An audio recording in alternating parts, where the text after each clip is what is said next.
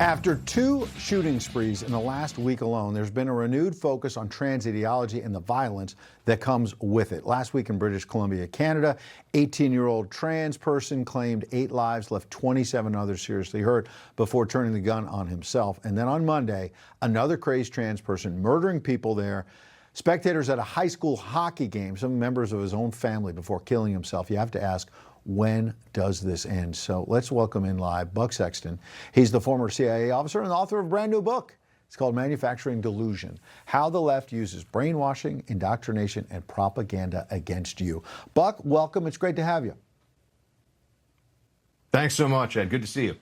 In the book, you draw from your CIA experience to expose how the radical left is driving Americans insane, you say, with everything we're seeing, from the weaponization of our institutions to the nonstop propaganda in the media, in schools.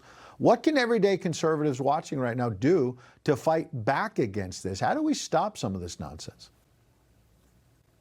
Well, you know, Ed, this is a book that actually goes back into history a lot and goes to the origins of the totalitarian mind control experiments of the Soviet Union, goes back to the original research of, now Pavlov wasn't trying to do mind control experiments, but he was a Russian scientist who established what we now think of as conditioning as a field of human psychology and human behavioralism.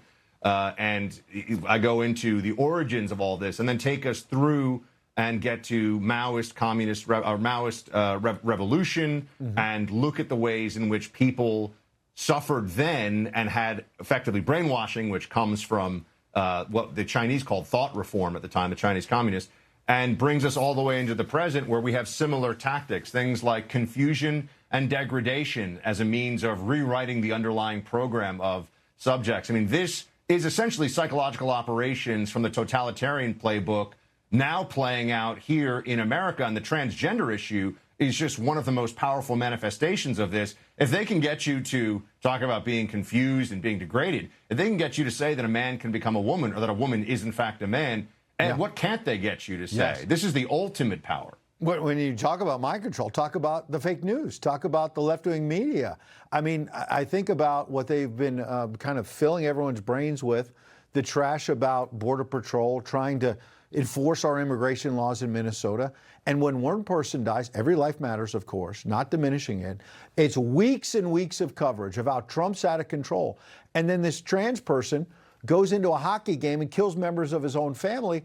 The media doesn't want to talk about those lives. The media moves on, doesn't fit their narrative, Buck.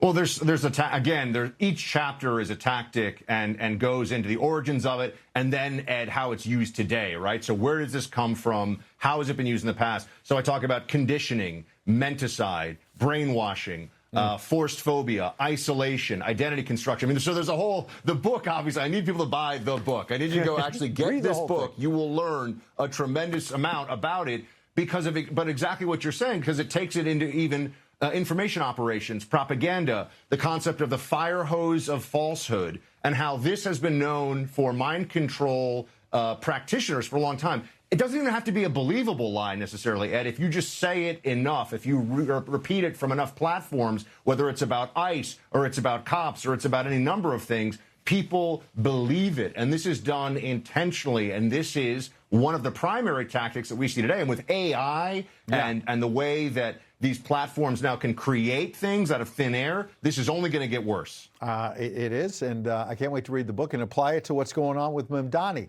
and socialism in New York City. Buck Sexton, great friend. Congrats on the book. Look forward to reading it. Go check it out. Thank you.